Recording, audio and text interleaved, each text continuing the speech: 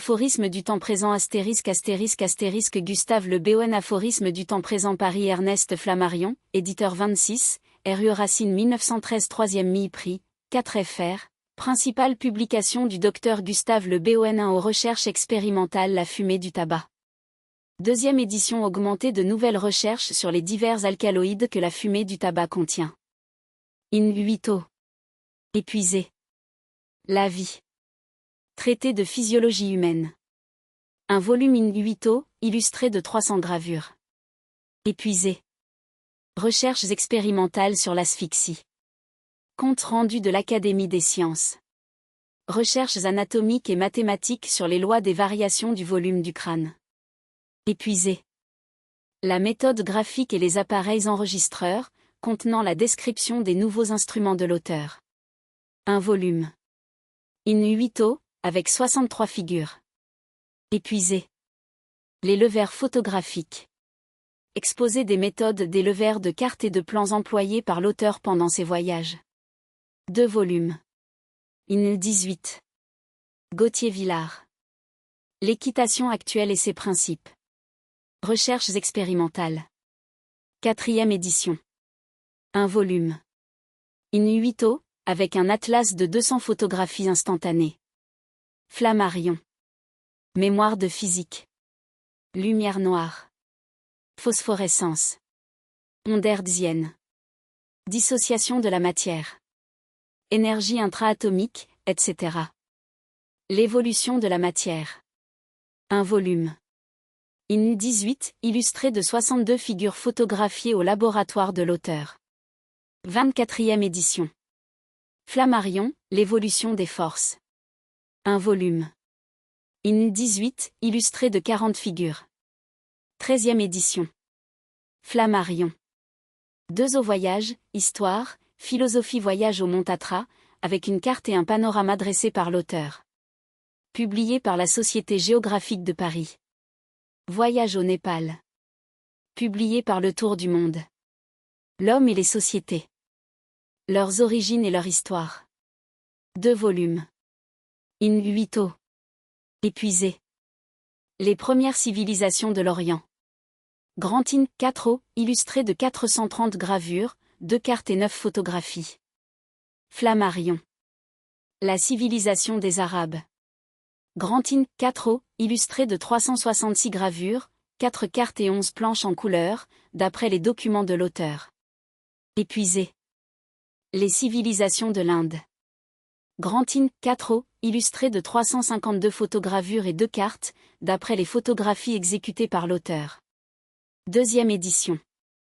Épuisé. Les monuments de l'Inde. In folio, illustré de 400 planches, par l'auteur. Épuisé. Les lois psychologiques de l'évolution des peuples. Un volume. In 18, 10e édition. F. Alcan. Psychologie des foules. Un volume. In 18, 18e édition. F. Alcan. Psychologie du socialisme. Un volume. In huito de la Bibliothèque de philosophie contemporaine. 7e édition. F. Alcan. Psychologie de l'éducation. Un volume. In 18, 14e mille. Flammarion. La psychologie politique. Un volume. In 18, 9e mille. Flammarion. Les opinions et les croyances. Un volume. In 18, 7e mille. Flammarion. La Révolution française et la psychologie des révolutions. Un volume, in 18, 9e mille. Flammarion. Il existe des traductions en allemand, anglais, italien, russe, polonais, espagnol, portugais, suédois, tchèque, arabe, turc, hindoustani, japonais, etc., de plusieurs des précédents ouvrages. ASAR. Le prince Georges des Grèce affectueux souvenir Gustave Le Béhoen. Préface. Ce livre a pour but de condenser en aphorismes quelques-unes des idées disséminées dans mes divers ouvrages. Grâce à sa forme brève, l'aphorisme impressionne l'esprit et se retient facilement. Il constitue, pour ces raisons, un des genres littéraires les plus répandus. La plupart de nos vérités, c'est-à-dire des idées que nous nous faisons des choses, se présentent à l'esprit sous une forme concise. L'expérience humaine fut toujours synthétisée en proverbes et sentences, qui sont les aphorismes des peuples. L'homme pense par aphorismes et se guide avec des aphorismes. L'aphorisme le dispense de longuement réfléchir avant d'agir. Ces avantages ne sont pas sans inconvénients. L'aphorisme représente en effet la conclusion d'une démonstration que le lecteur doit chercher. Quand cette démonstration se devine facilement, l'aphorisme est voisin du truisme, si on ne la saisit pas, l'aphorisme reste incompréhensible. Il semble donc condamné à n'exprimer que des vérités très générales et souvent évidentes. Tel est justement le cas de la plupart des proverbes. Si je n'ai pas hésité à faire figurer dans ce livre certaines propositions dont l'évidence ne s'impose pas tout d'abord, c'est que leur démonstration se trouve dans mes ouvrages. Ce petit volume en est la synthèse. Gustave Le Bon, Paris, mars 1913. Livre premier. La vie affective et le caractère la personnalité. On ne se conduit pas avec son intelligence mais avec son caractère. Le moi se compose d'un agrégat d'éléments ancestraux souvent hétérogènes. Son unité est aussi fictive que celle d'une armée. La psychologie de chaque individu est formée de psychologies superposées, psychologie de sa race, de sa famille, de son groupe. Un homme peut rarement se soustraire à cette addition de forces accablantes. Les transformations brusques du caractère tiennent à ce que certains événements font surgir une des nombreuses personnalités qui sommeillent en nous. Il est impossible de juger les sentiments d'un être par sa conduite dans un cas déterminé.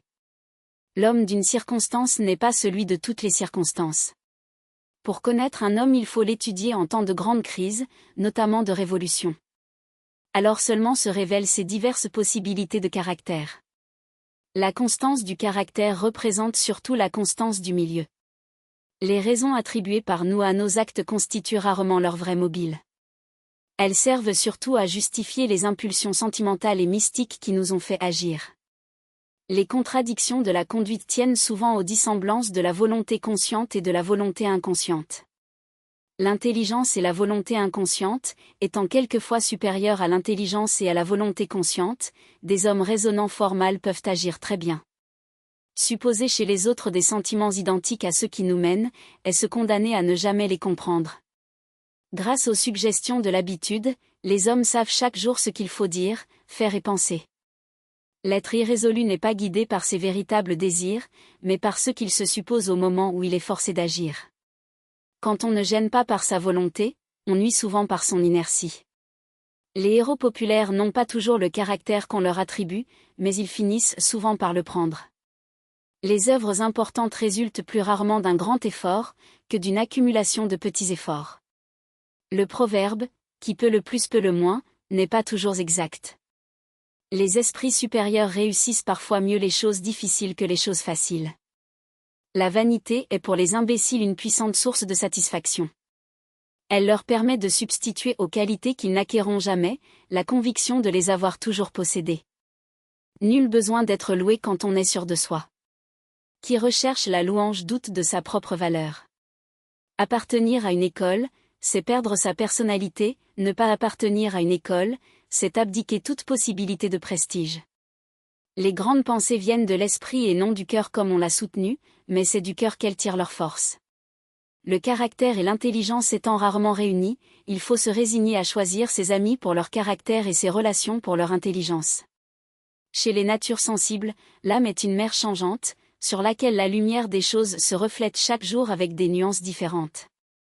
Les grandes supériorités mentales sont un peu comparables aux monstruosités botaniques artificiellement créées. Leur descendance retourne toujours au type moyen de l'espèce. On n'est pas maître de ses désirs, on l'est souvent de sa volonté. Rien ne résiste à une volonté forte et continue, ni la nature, ni les hommes, ni la fatalité même. Une volonté forte a le plus souvent un désir fort pour soutien. Le désir est l'âme de la volonté. De l'affectif et le rationnel, les sentiments sont la base de l'existence. Le jour où le dévouement, la pitié, l'amour, et les illusions qui nous mènent, seraient remplacés par la froide raison, tous les ressorts de l'activité se trouveraient brisés. Le rôle de la raison apparut très tard dans l'histoire de notre planète. Pendant des entassements d'âge, les êtres ont vécu et se sont transformés sans elle. L'évolution des sentiments est indépendante de la volonté. Nul ne peut aimer ou haïr à son gré. L'homme le plus fort reste sans pouvoir sur la vie de ses éléments affectifs et ne peut qu'en réfréner l'expression. Les sentiments, quoique peu variables, changent souvent d'objet. C'est ce qui fait croire à leur transformation. En matière de sentiments, l'illusion crée vite la certitude. Les sentiments simulés finissent quelquefois par devenir des sentiments éprouvés. La force des évidences sentimentales est de ne pas tenir compte des évidences rationnelles. Les diverses formes de logique, mystique, sentimentale et rationnelle, n'ayant pas de commune mesure, peuvent se superposer mais non se concilier. Les sentiments se combattent avec des sentiments, ou des représentations mentales de sentiments, jamais avec des raisons. Ce qu'on fait par orgueil est supérieur à ce qu'on accomplit par devoir. Les impulsions sentimentales et mystiques agissent beaucoup plus sur la conduite des hommes, que toutes les démonstrations rationnelles. Une idée, dénuée de soutien affectif ou mystique, n'exerce aucune action. Elle est un fantôme sans prestige, sans durée et sans force. Les influences affectives, mystiques et collectives sont les grandes régulatrices de l'histoire. Démontrer qu'une chose est rationnelle ne prouve pas toujours qu'elle soit raisonnable. 3. Le plaisir et la douleur. L'homme ne possède que deux certitudes absolues, le plaisir et la douleur. Elles orientent toute sa vie individuelle et sociale. Les codes religieux et sociaux n'ont jamais pu trouver d'autre soutien à leur prescription que l'attrait du plaisir et la crainte de la douleur, châtiment ou récompense, paradis ou enfer. Les variations possibles de la sensibilité n'étant pas très étendues, les bornes du plaisir et de la douleur sont bientôt atteintes. La répétition fréquente des mêmes sensations engendre un effet physiologique qu'on pourrait qualifier loi de lassitude. Elle oblige les êtres sensibles à varier souvent leurs désirs. Les croyants reconnaissent que l'attrait du paradis serait moins vif sans la crainte de l'enfer. Le plaisir étant éphémère, et le désir durable, les hommes sont plus facilement menés par le désir que par le plaisir. Le bonheur est surtout de l'espérance réalisable, mais non réalisée encore. L'homme qui, suivant le conseil du bouddhisme, tuerait en lui le désir perdrait toute raison d'agir. Le désir établit l'échelle de nos valeurs. L'idéal de chaque peuple est la synthèse de ses désirs. Les grands manieurs d'hommes furent toujours des créateurs de désirs. Les réformateurs ne font que substituer un désir à un autre désir. La vie paraîtrait trop longue si elle n'était consacrée à poursuivre des bonheurs chimériques, et à regretter ceux qu'on ne peut atteindre. L'homme vraiment sage saurait maîtriser toutes les impulsions de son cœur, mais être sage n'est pas toujours être heureux. La vue du malheur est antipathique au bonheur. L'amitié ne dure guère entre l'homme heureux et l'homme malheureux. L'attraction et la répulsion dirigent l'évolution des mondes. L'amour et la haine, qui en sont des formes, dirigent l'évolution des êtres. La véritable durée de la vie ne dépend pas du nombre des jours, mais de la diversité des sensations accumulées pendant ces jours. 4. La psychologie féminine. La femme est trop confinée dans le domaine de l'affectif et du mystique, pour être beaucoup influencée par un raisonnement. L'intuition est souvent supérieure à la raison. Elle fait deviner à des femmes, raisonnant mal, des choses incomprises d'hommes raisonnant très bien. La femme demeurant plus apte à sentir qu'à raisonner, on n'améliore pas sa destinée en l'obligeant à trop penser. Selon les divers ordres d'activité, la femme est inférieure ou supérieure à l'homme. Elle est rarement son égale. En matière d'art et de toilette, les femmes n'ont que des goûts suggérés. La femme ne pardonne pas à l'homme de deviner ce qu'elle pense, à travers ce qu'elle dit. Dominer ou être dominé, il n'y a pas pour l'âme féminine, d'autre alternative. L'affectif étant mal exprimable en termes intellectuels, vouloir raisonner sur l'amour c'est forcément déraisonner. Les femmes perdraient vite leur empire sur l'homme, si elles pouvaient acquérir la faculté d'être sincères. L'homme ne croit guère la femme que quand elle ment. Il la condamne ainsi à souvent mentir. L'obstination habituelle des femmes et des diplomates à nier l'évidence, est la principale cause du scepticisme que leurs propos inspirent. Les femmes reprochent aux hommes de ne pas les comprendre, mais quels êtres de mentalité différente se sont jamais compris? En amour, quand on demande des paroles, c'est qu'on a peur d'entendre les pensées. L'amour élève ou abaisse, il ne nous permet donc pas de rester nous-mêmes. La femme est trop peu sortie encore du domaine de l'instinctif pour ne pas préférer, à la gloire la plus haute, l'amour le plus médiocre. L'amour craint le doute, cependant il grandit par le doute et périt souvent par la certitude. Les passions modérées sont les plus durables. On arrive vite à ne plus se supporter quand on commence par trop s'aimer. L'amour devenu clairvoyant est bien près de finir. Vouloir retenir un amour qui meurt, c'est prétendre ralentir l'écoulement des jours.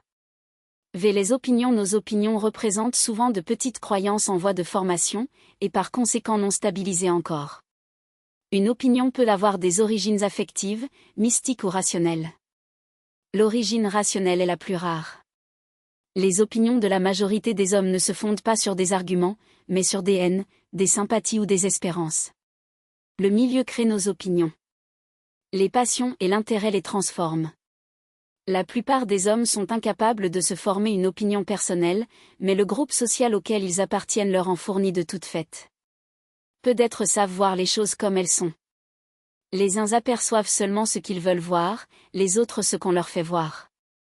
Il faut un esprit très indépendant pour se créer 5 ou 6 opinions personnelles dans le cours de l'existence. Si les opinions les moins fondées sont généralement très tenaces, c'est qu'elles ont pour soutien des éléments affectifs et mystiques sur lesquels la raison reste sans prise. Un livre peut modifier pendant quelques instants les opinions du lecteur, mais ses idées inconscientes reprennent bientôt leur force. L'intolérance des opinions l'emporte sur la tolérance, parce que la première est d'origine affective ou mystique, et la seconde d'origine rationnelle. Contester la valeur d'une opinion d'origine affective ou mystique, c'est la fortifier. Les foules ne créent pas l'opinion, mais lui donnent sa force. Une opinion populaire devient vite contagieuse. Il n'y a guère aujourd'hui de journaux assez indépendants pour permettre à leurs rédacteurs des opinions personnelles. L'absence d'esprit critique favorise beaucoup l'adoption des opinions générales, nécessaires à l'existence d'une société. Un peuple, dont toutes les unités seraient douées d'esprit critique, ne subsisterait pas longtemps. La force d'une opinion générale est irrésistible. En la créant on la domine, si on ne sait pas la créer il faut la subir. 6. Les mots les formules affectifs, n'ayant pas d'équivalent rationnel, n'est pas exprimable en termes intellectuels. Les mots ne peuvent donc traduire les sentiments avec exactitude. Derrière certains mots, se trouve un monde d'idées que ces mots ne sauraient atteindre. Plus un mot est d'usage général, plus il revêt de sens différents suivant la mentalité des hommes qui l'emploient.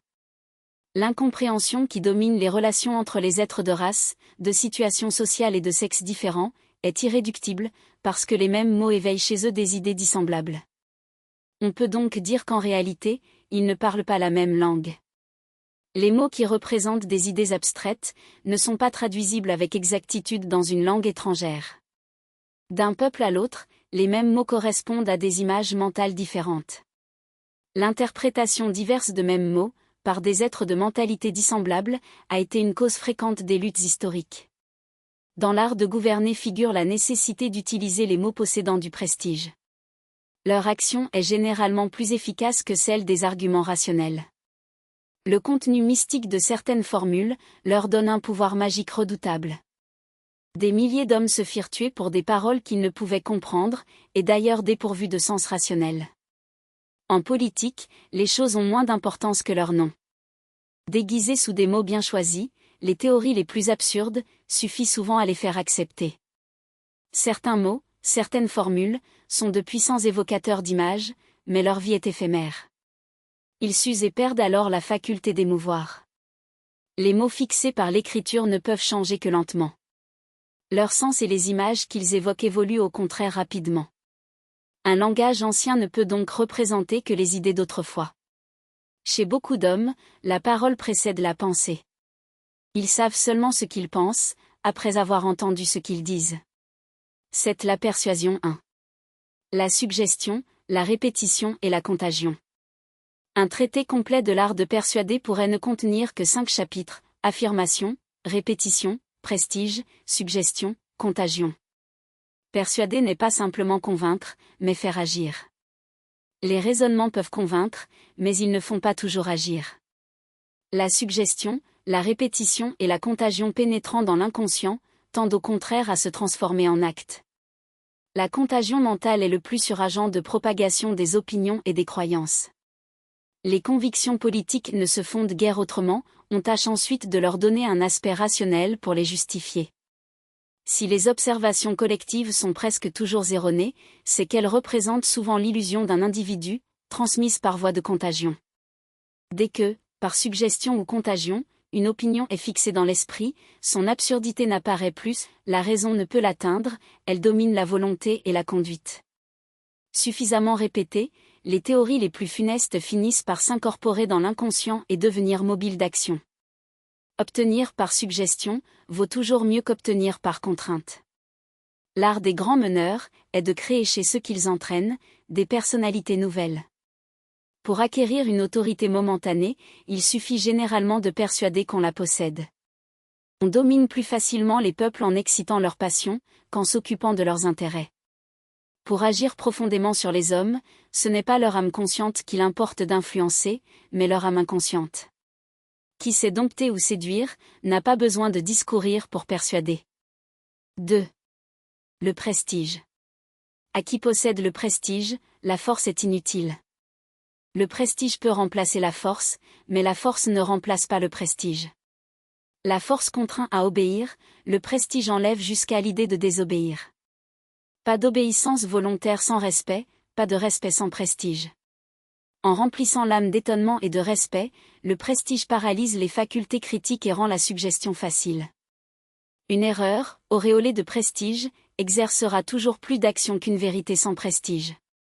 Les gouvernements et les peuples qui perdent leur prestige ont bientôt tout perdu. Livre de la vie collective. L'âme des races. Les races pures n'existent plus que parmi les primitifs. Chez les peuples civilisés, la répétition des croisements et l'identité du milieu ont fini par former des races historiques nouvelles, analogues aux races pures. Les caractères psychologiques d'une race historique sont aussi stables que ses caractères anatomiques. Ils se transmettent par l'hérédité avec régularité et constance. Le hasard des conquêtes peut courber sous une seule domination plusieurs peuples différents. Des siècles de croisements et de conditions d'existence identiques leur sont nécessaires pour acquérir une âme nationale. L'histoire d'un peuple est le récit de ses efforts pour stabiliser son âme et sortir ainsi de la barbarie. La force d'un peuple réside moins dans la puissance de ses armées que dans la communauté de sentiments engendrés par la solidité de son âme nationale. L'âme nationale des Romains leur fit dominer le monde. Ils disparurent en la perdant. L'évolution régressive étant toujours plus rapide que l'évolution ascendante, les peuples mettent des siècles à acquérir une certaine structure mentale et la perdent parfois très vite. Un peuple civilisé représente une foule, dont l'âme a été stabilisée par de lentes accumulations ancestrales. L'âme stable de la race tend toujours à lutter contre l'âme instable de la foule et à limiter ses oscillations. Les foules font les révolutions. L'âme de la race en restreint la durée. Chaque race historique et chaque phase de la vie de cette race implique certaines institutions, certaines morales, certains arts, certaines philosophies et n'en implique pas d'autres. Jamais peuple n'adopta une civilisation étrangère sans la transformer entièrement. Prétendre imposer nos institutions, nos coutumes et nos lois aux indigènes d'une colonie, c'est vouloir substituer au passé d'une race le passé d'une autre race. Sans rigidité, l'âme ancestrale ne possède aucune permanence. Sans une certaine malléabilité, elle ne saurait s'adapter aux changements de milieu, engendrés par l'évolution de la civilisation, et en conséquence progresser. L'hérédité seule peut lutter contre l'hérédité. Les croisements entre individus inégaux désagrègent l'âme ancestrale de la race. Plusieurs nations périrent pour ne l'avoir pas compris. Le patriotisme représente la synthèse des aspirations de l'âme nationale. Le métis est un homme qui flotte entre les impulsions contraires d'ancêtres, d'intelligence, de moralité et de caractères différents. Un peuple de métis est ingouvernable. Le passé ne meurt jamais. Il vit en nous-mêmes et constitue le guide le plus sûr de la conduite des individus et des peuples. L'âme des vivants est faite surtout de la pensée des morts.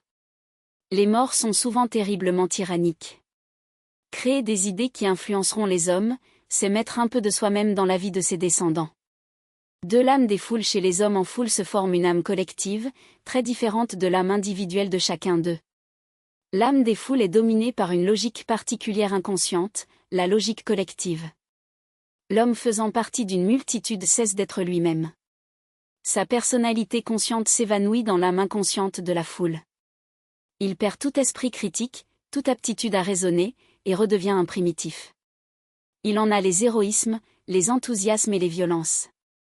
Excitabilité, fureur subite, inaptitude au raisonnement, crédulité sans borne, intolérance excessive, obéissance servile au meneur, constituent les caractères principaux des foules. Toujours intellectuellement au-dessous de l'homme isolé, une foule peut lui être supérieure ou inférieure dans le domaine des sentiments. Elle devient aussi aisément héroïque que criminelle. La foule est un être amorphe, incapable de vouloir et d'agir sans meneur. Son âme semble liée à celle de ce meneur. Exagérés dans leurs sentiments, les foules réclament de leur meneur la même exagération. Il est beaucoup plus facile de suggestionner une collectivité qu'un individu.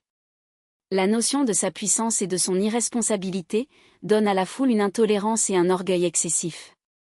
La foule est plus susceptible d'héroïsme que de moralité.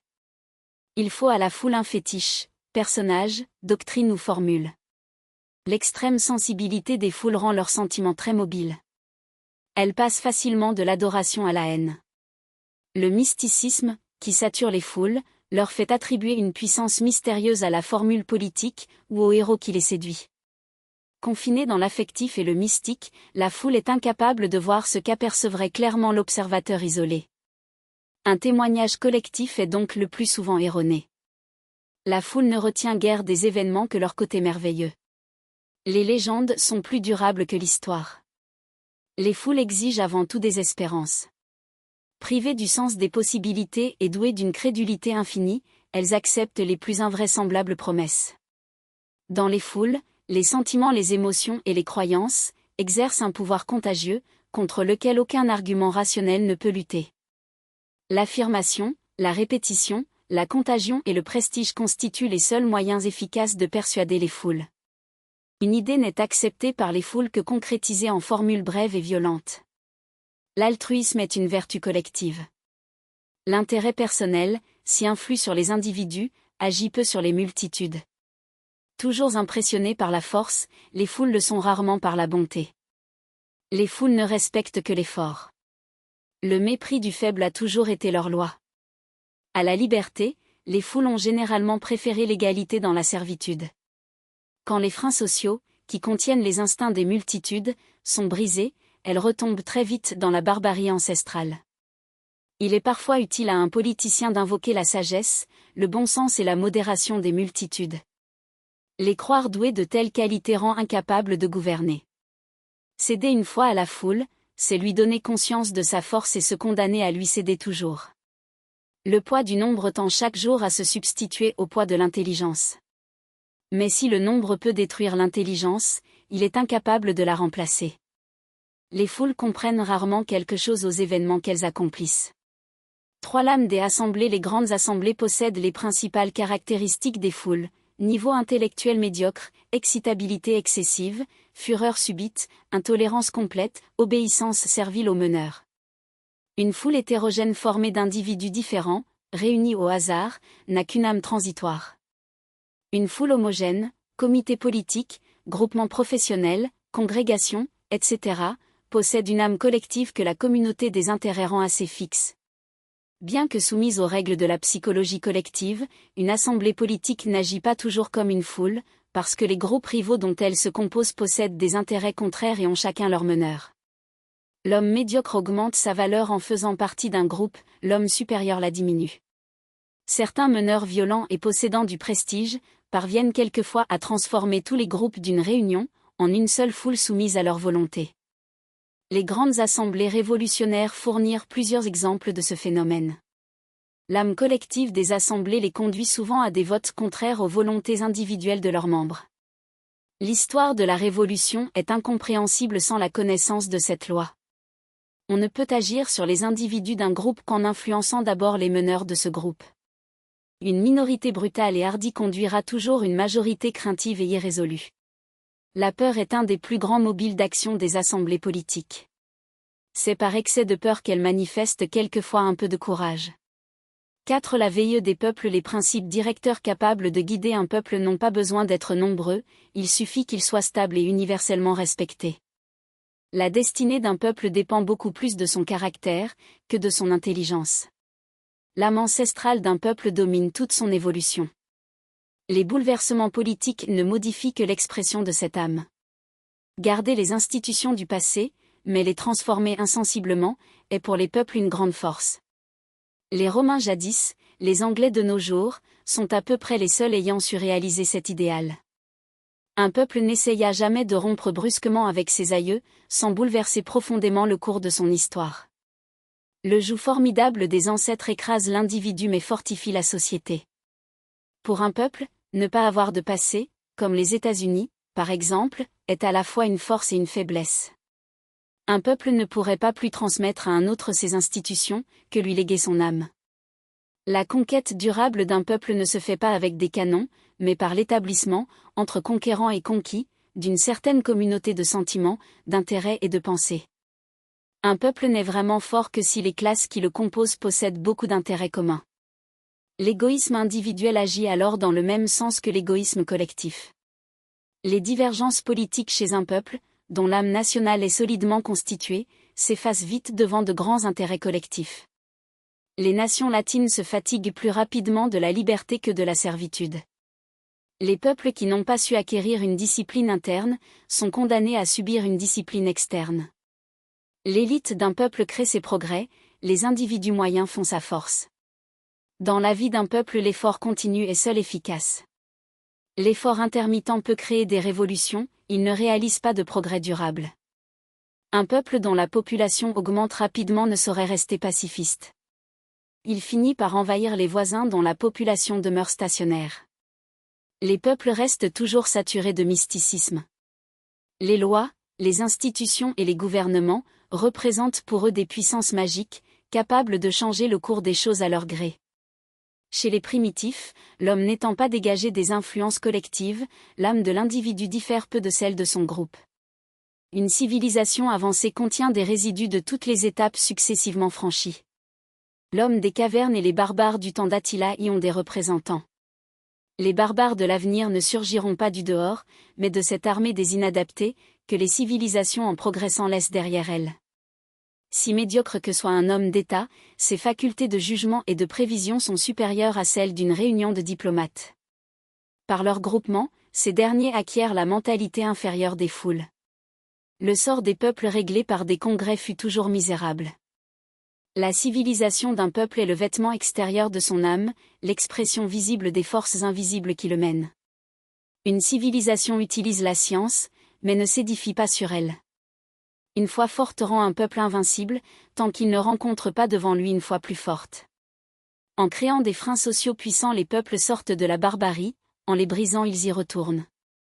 Les progrès d'un peuple ne sont déterminés ni par les gouvernements ni par les révolutions, mais par la somme des efforts des individus qui le composent. Les peuples, comme les espèces vivantes, disparaissent lorsque, trop stabilisés par un long passé, ils sont devenus incapables de s'adapter à de nouvelles conditions d'existence. Les institutions étaient les lois, les hommes en société ne pouvant vivre sans tyrannie, la plus acceptable est encore celle des lois. Les peuples étant gouvernés par leur mentalité et non par les institutions qu'on leur impose, les lois doivent être l'expression de cette mentalité. Une loi utile pour un peuple devient souvent nuisible pour un autre. Les lois n'ont pas à s'occuper de la logique rationnelle. Elles sont filles de nécessités indépendantes de cette logique. Les lois doivent fixer des nécessités et non des passions. Celles édictées sous l'empire d'une passion ne sont jamais durables. Les lois stabilisent des coutumes, elles peuvent rarement en créer. Une loi qui ne sanctionne pas simplement la coutume, c'est-à-dire l'expérience du passé, ne fait que codifier notre ignorance de l'avenir. Les nécessités sociales évoluant plus vite que les codes, la jurisprudence doit compléter et modifier les lois. Les institutions politiques ne créent pas les sentiments d'un peuple. Elles sont engendrées par ces sentiments. Les institutions imposées à coups de décrets troublent toujours le jeu des facteurs politiques que les nécessités naturelles finiraient par équilibrer. Croire, comme les politiciens, à la puissance transformatrice des lois, c'est oublier que derrière les phénomènes visibles, se trouvent toujours des forces invisibles qui les déterminent. Si tant de lois accroissent les maux qu'elles prétendaient guérir, c'est quand les votants en ignoraient leurs incidences. Une loi générale, c'est-à-dire non édictée contre un parti, peut être despotique, elle n'est pas arbitraire. La tyrannie individuelle est prochaine quand les collectivités se soustraient au joug des lois. Un délit généralisé devient bientôt un droit. Les lois n'ayant que la force armée pour soutien, ne sauraient durer longtemps. On remanie facilement sur le papier les lois d'une nation, on ne refait pas son âme. 6. Le droit. La nature ignore la justice. L'équité est une création de l'homme. Le droit ne commence qu'à dater du moment où l'on détient la force nécessaire pour le faire respecter. Dès qu'on possède la force, on cesse d'invoquer la justice. Le droit et la justice ne jouent aucun rôle dans les relations entre peuples de forces inégales. On ne peut opposer le droit à la force, car la force et le droit sont des identités. Le droit est de la force qui dure.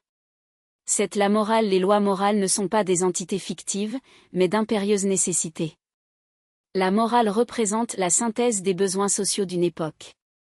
Par le fait seul qu'elle veut subsister, une société est obligée d'avoir un critérium irréductible du bien et du mal. Nulle civilisation ne pouvant durer sans morale, les codes n'accumuleront jamais trop de sévérité pour maintenir les prescriptions morales.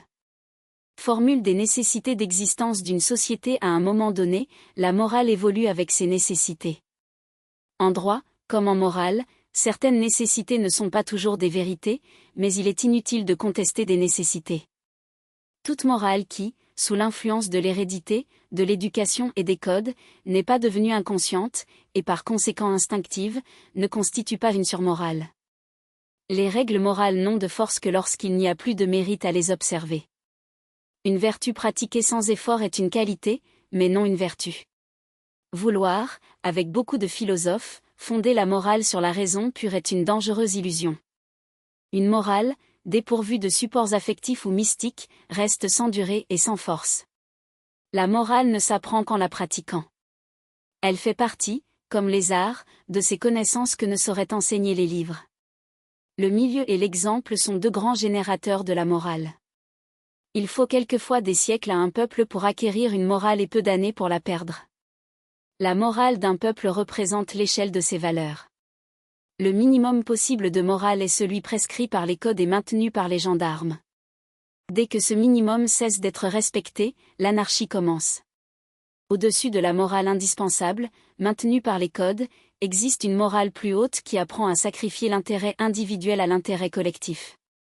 Une société peut durer avec la première, elle ne grandit pas sans la seconde. On peut considérer comme un grave symptôme de décadence, que la moralité des classes dirigeantes tombe au-dessous de celle des classes dirigées. Faute d'un code accepté, la morale internationale n'a jamais réalisé aucun progrès. Elle est restée celle d'une bande de loups, respecter les forts, dévorer les faibles. Le même sentiment peut être appelé vice ou vertu suivant son utilité sociale. Étendu à la famille, à la tribu, à la patrie, l'égoïsme individuel devient une vertu. La vanité, défaut individuel, est également une vertu collective. Les vertus individuelles deviennent parfois des vices collectifs. La douceur et le pardon des injures, pratiqués par un peuple, attireraient sur lui un universel mépris. Possible entre individus, la tolérance ne l'est jamais entre collectivités. L'intolérance représente souvent dans la vie des peuples une vertu nécessaire à l'action. À en juger par ses résultats, on pourrait difficilement ranger l'humanitarisme parmi les vertus. Il est le plus redoutable ennemi de la morale. Quand l'humanitarisme grandit, la morale fléchit. La criminalité d'un pays croît avec le développement de l'humanitarisme. Limitant sans cesse la répression, il réduit l'action inhibitive des châtiments. Excuser le mal, c'est le multiplier. Dans le domaine moral, l'homme moderne détruit plus vite qu'il ne bâtit. La vertu ne pousse pas toujours à l'action. Des vices inférieurs, haine, vengeance, jalousie, amour du pillage, ont été les grands mobiles de l'activité des hommes. Ces sentiments maintiennent l'Europe en armes. Les gens vertueux se vengent souvent des contraintes qu'ils s'imposent, par l'ennui qu'ils inspirent. L'action désintéressée nous grandit à nos yeux et donne souvent plus de joie que des actes égoïstes. Les petits héroïsmes continus sont plus difficiles que les grands héroïsmes accidentels. La peur du jugement des autres est un des plus sûrs soutiens de la morale. Plus un peuple possède de discipline interne et par conséquent de moralité stable, plus il est élevé en civilisation. Les peuples disparaissent vite de l'histoire quand leur morale commence à se désagréger. Puis un idéal a toujours des soutiens affectifs et mystiques. Les éléments rationnels qu'on lui superpose n'ont jamais servi à le créer. Les révolutions et l'anarchie représentent la rançon de ce phénomène, capital dans l'histoire d'un peuple, un changement d'idéal. On ne peut rien sur l'homme dont l'idéal, comme celui des révolutionnaires russes, est de sacrifier sa vie pour une croyance. Pas de peuple puissant sans un idéal respecté. Cet idéal le guide, comme une boussole oriente la direction d'un navire. Les peuples dont l'idéal est fort et les besoins faibles, triompheront toujours de ceux dont les besoins sont grands et l'idéal médiocre. Détruire l'idéal d'un individu, d'une classe, d'un peuple, c'est lui ôter tout ce qui faisait sa cohésion, sa grandeur et ses raisons d'agir. Synthèse de l'existence ancestrale, la patrie est un idéal dont le culte a toujours constitué un des plus forts ciments sociaux.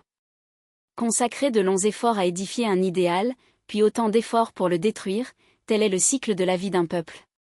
9. Les dieux. Il ne faut pas croire à la multiplicité des dieux. Sous des noms divers, les hommes de tous les âges n'ont guère adoré qu'une divinité, l'espérance.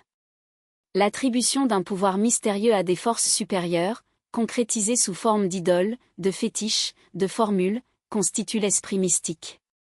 Il domine l'histoire. Si l'homme change parfois les noms de ses dieux, il ne s'en est jamais passé. Le mysticisme semble un besoin indestructible de l'esprit.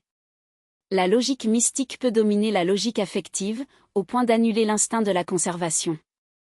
Les héros et les dieux condensent en lumineuse synthèse les obscures aspirations des peuples. Une religion traduit la mentalité collective d'un peuple à un moment donné de son histoire. Les dieux eux-mêmes évoluent. Les dogmes fixés par les textes restent invariables, mais suivant les peuples et le temps, l'interprétation de ces dogmes se transforme. L'esprit religieux est indépendant des dogmes qui l'alimentent. Les Jacobins de la Terreur et les moines de l'Inquisition possédaient une mentalité identique.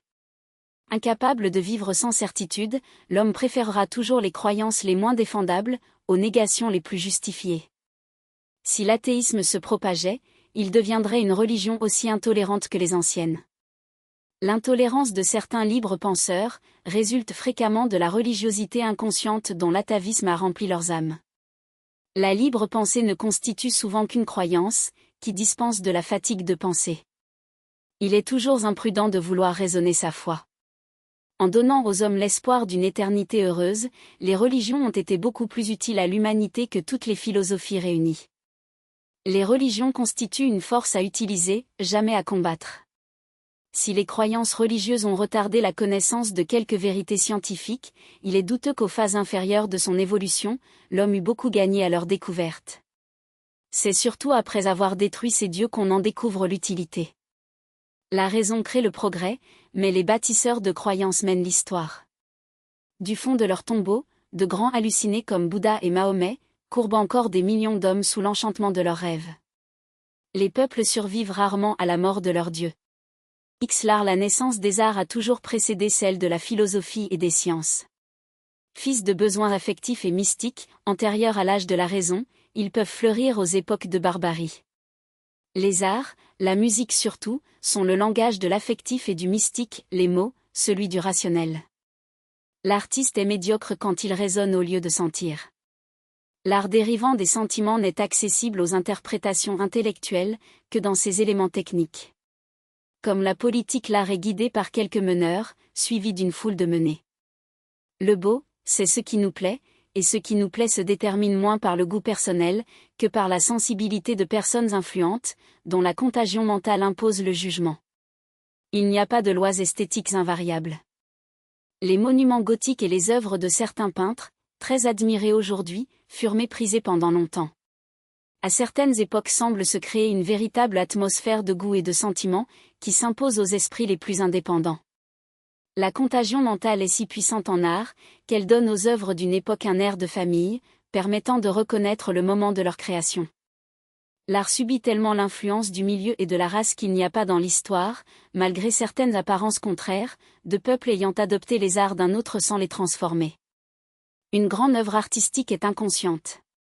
Consciente, elle deviendrait personnelle et ne traduirait plus les sentiments et les idées d'une époque.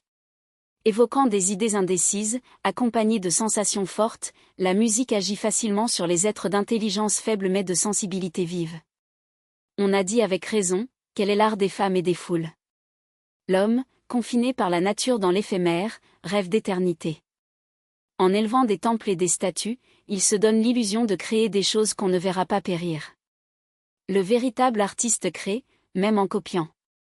11. Les rites, les symboles. Les rites et les symboles, cérémonies, drapeaux, fêtes nationales, usages mondains, dominent la volonté individuelle. Ils constituent les plus sûrs soutiens de la vie religieuse et sociale. Nulle place dans une société, pour qui prétend s'affranchir des rites et mépriser les symboles. C'est seulement sous l'influence des rites et des symboles que les croyances individuelles prennent un caractère collectif. La justice privée de rites et de symboles ne serait plus la justice. Une croyance religieuse ou politique se fonde sur la foi, mais sans les rites et les symboles elle ne saurait durer. La force des rites est telle, qu'ils survivent longtemps à la foi qui les avait fait naître. L'homme le plus indépendant, le libre penseur le plus sceptique, soumettent volontairement leur existence à des rites politiques, mondains ou sociaux qui leur ôtent toute liberté réelle. Les rites évitent à l'homme l'incertitude. Grâce à eux, il sait, sans réfléchir, ce qui doit être dit et fait en toutes circonstances. Les rites et les symboles fondamentaux d'un peuple sont la création de ses morts. Livre 3 La vie rationnelle et la croyance T La connaissance La croyance et la connaissance constituent deux modes d'activité mentale, d'origine différente. La connaissance est toujours consciente et rationnelle, la croyance irrationnelle et inconsciente. La croyance a pour caractéristique fondamentale de n'être modifiable ni par l'observation, ni par la raison, ni par l'expérience. La découverte de la plus modeste connaissance scientifique exige un énorme labeur, l'acquisition d'une croyance n'en demande aucun.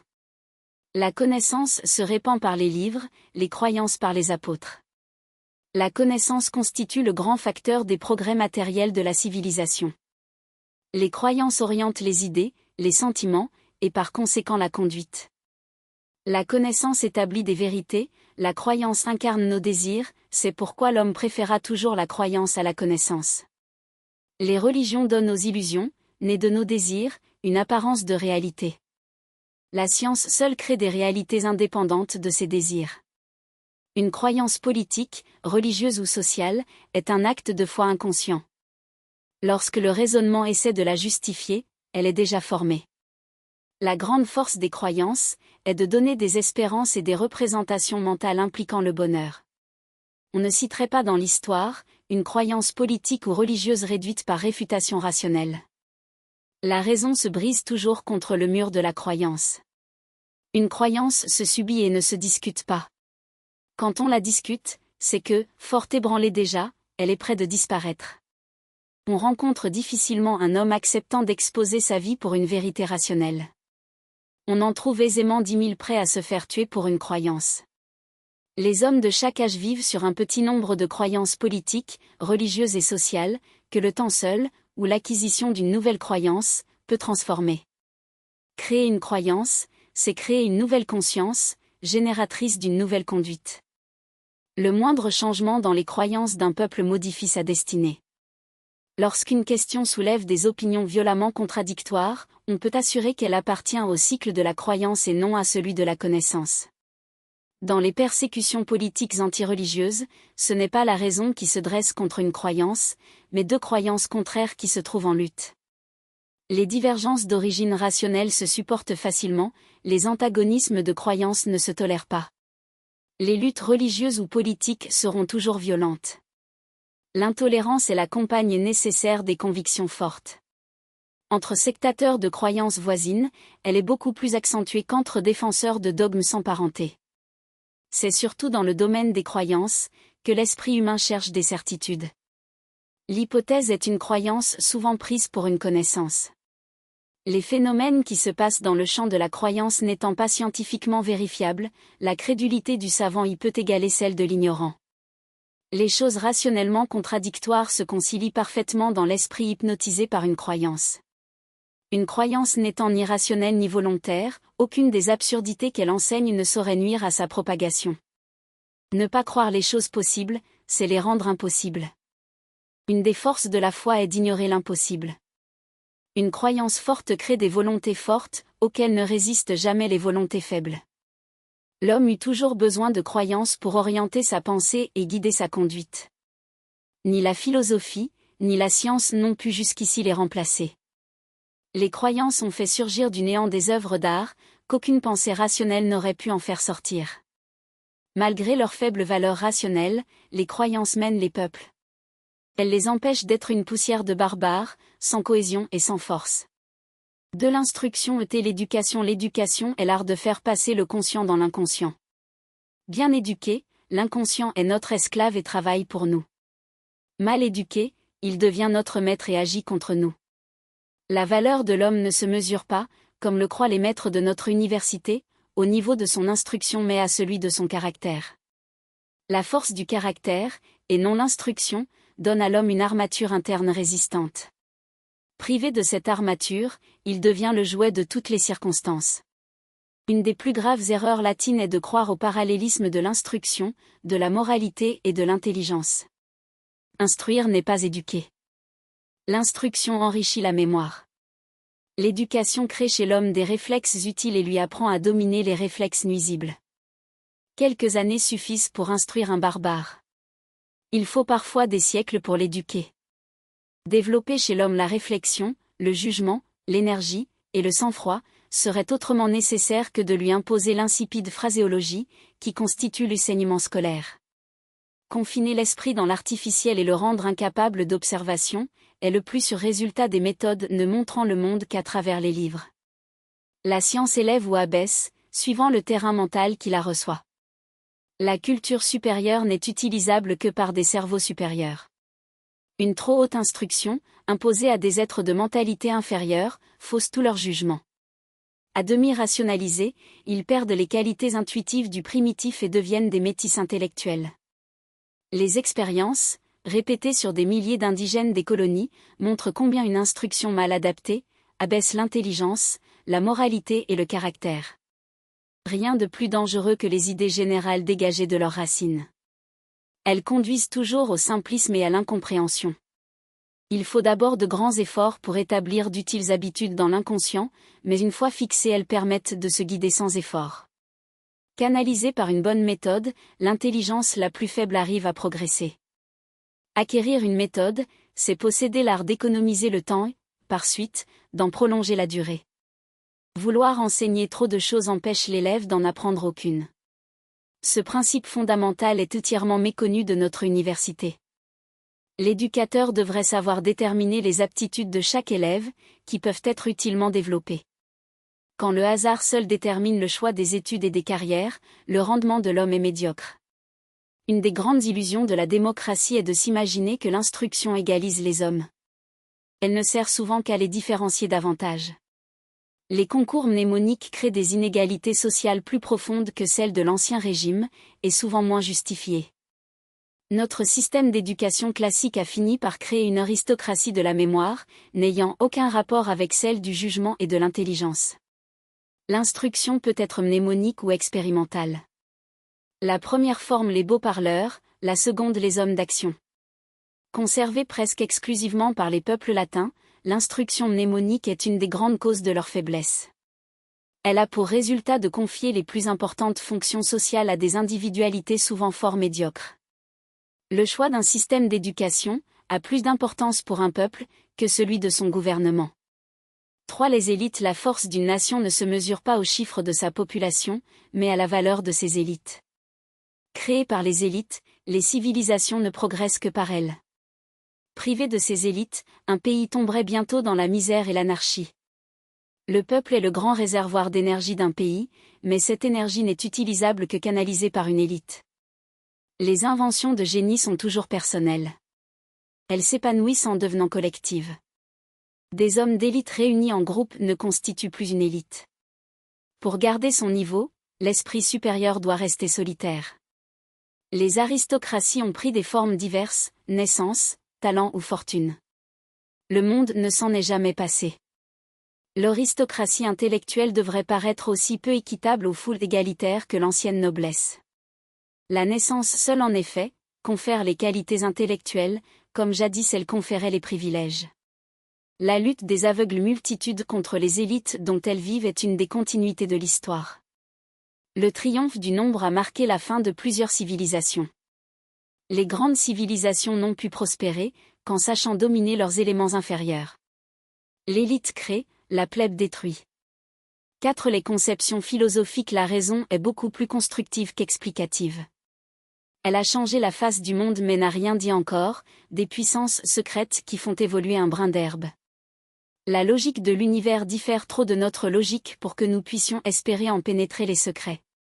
Si on appelait miracle tout ce qui est incompréhensible, la vie d'un être quelconque devrait être considérée comme un perpétuel miracle. Les forces mystérieuses qui font naître, grandir et mourir les êtres, sont si éloignées de notre raison, que la science renonce aujourd'hui à les expliquer. La moindre cellule vivante porte en elle un immense passé et un mystérieux avenir. Le monde est-il créé ou incréé, réel ou irréel, l'espèce humaine durable ou éphémère? La philosophie, qui répondait jadis à ces questions, renonce maintenant à les résoudre. Certains problèmes redoutables, d'où venons-nous? Où allons-nous? Ne doivent pas être trop discutés, afin de leur laisser un nuage de doute qui n'efface pas toute espérance. Des trois conceptions possibles de la vie, optimiste, pessimiste, résignée, la dernière est peut-être la plus sage, mais aussi la moins génératrice d'action. Se révolter ou s'adapter, il n'y a guère d'autre choix dans la vie. En ôtant l'éternité à la matière, la science a détruit une des dernières idoles de la philosophie. La philosophie réelle du monde se fait à côté des philosophes et en dehors d'eux. Les systèmes philosophiques pourront disparaître, mais il restera toujours une façon philosophique d'envisager les phénomènes. Le dernier mot de la philosophie est de comprendre qu'on ne peut pas encore comprendre. Chaque phénomène a son mystère. Le mystère est l'âme ignorée des choses. Vers les principes scientifiques, la science est en réalité une révolte de l'homme contre la nature, un effort pour se soustraire aux forces aveugles qui l'oppriment. Les asservissements, imposés à l'homme par la nature, constituaient autrefois d'inexorables fatalités. En apprenant à désagréger ces fatalités, la science leur ôte de plus en plus le caractère de nécessité. Déterminisme et fatalisme sont choses fort différentes. Découvrir le déterminisme d'un phénomène fait souvent disparaître sa fatalité. L'harmonie, supposée préétablie de l'univers, n'est due sans doute qu'à l'équilibre inévitable des forces qui le composent. Les lois scientifiques les plus précises ne sont valables que pour une portion limitée du temps et de l'espace. Chaque science dérive d'un petit nombre de principes. Celui de l'invariabilité de la masse soutient tout l'édifice de la chimie. Sur celui de la conservation de l'énergie reposent la physique et la mécanique. Les deux grandes constantes de l'univers sont la résistance et le mouvement. La première est constituée par l'inertie, la seconde par l'énergie. Les formes diverses de l'énergie, aussi bien que les phénomènes de la vie, résultent de perturbations d'équilibre, constituées le plus souvent par des dénivellations. Dans la constatation des phénomènes, la science avance rapidement. Dans leur explication, elle reste depuis longtemps stationnaire. Le terrain de la science est sûr, mais il ne représente qu'un îlot perdu dans l'océan illimité des choses inconnues. Les progrès scientifiques ne font que déplacer dans l'infini les barrières qui nous séparent de l'inaccessible. Le matérialisme a prétendu se substituer aux religions, mais aujourd'hui la matière est devenue aussi mystérieuse que les dieux qu'elle devait remplacer. La précision des formules scientifiques cache souvent l'incertitude des principes. Une des supériorités du savant sur l'ignorant est de sentir où commence le mystère. Dès qu'une théorie scientifique arrive à la fixité, elle retarde tout progrès. La science crée plus de mystère qu'elle n'en éclaircit. 6. La matière 1.1. Les propositions qui vont suivre étaient très neuves quand je les formulais pour la première fois. Elles représentent les résultats de recherches expérimentales, poursuivies pendant près de 10 ans, et exposées dans 18 mémoires que résument mes deux ouvrages, L'évolution de la matière et l'évolution des forces. J'interrompis ces recherches le jour où elles devinrent trop onéreuses et me résignai à retourner aux études psychologiques. La matière supposée jadis indestructible s'évanouit lentement par la dissociation continue des atomes qui la composent. Certains produits de la dématérialisation de la matière constituent par leurs propriétés des intermédiaires entre les corps pondérables et l'éther impondérable, monde profondément séparé par la science jusqu'ici. La matière, jadis envisagée comme inerte et ne pouvant que restituer une énergie préalablement fournie, est au contraire un colossal réservoir d'énergie, l'énergie intraatomique, capable d'être spontanément dépensée. C'est de l'énergie intraatomique, libérée pendant la dissociation de la matière, que résultent la plupart des forces de l'univers, l'électricité et la chaleur solaire notamment. La force et la matière sont deux aspects d'une même chose. La matière représente une forme relativement stable de l'énergie intraatomique. La chaleur, la lumière, l'électricité, etc., représentent des formes instables de la même énergie.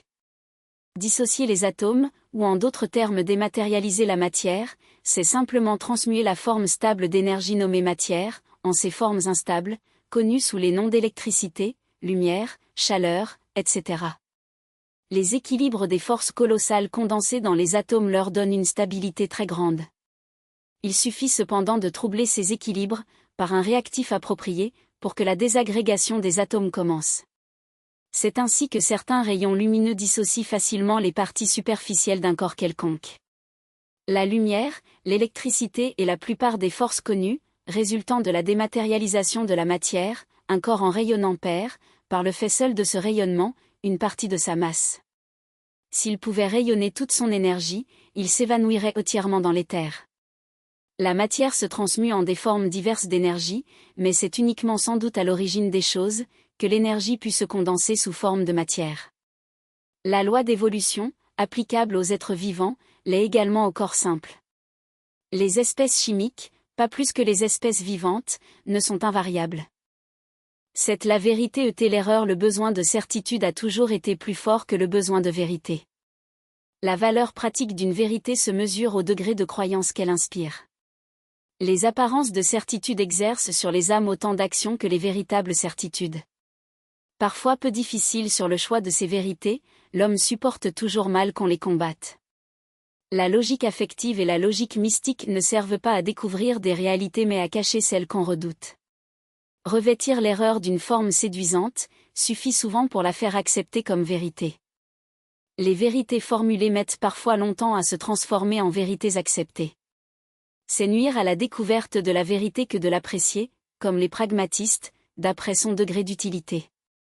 La vérité n'est ni une entité, ni une commodité, ni une utilité, mais une nécessité. Avant la science, l'homme ne connaissait guère que des vérités subjectives, le rôle des savants fut de créer des vérités impersonnelles. Dans notre univers, les choses s'enchaînent mais ne se fixent pas.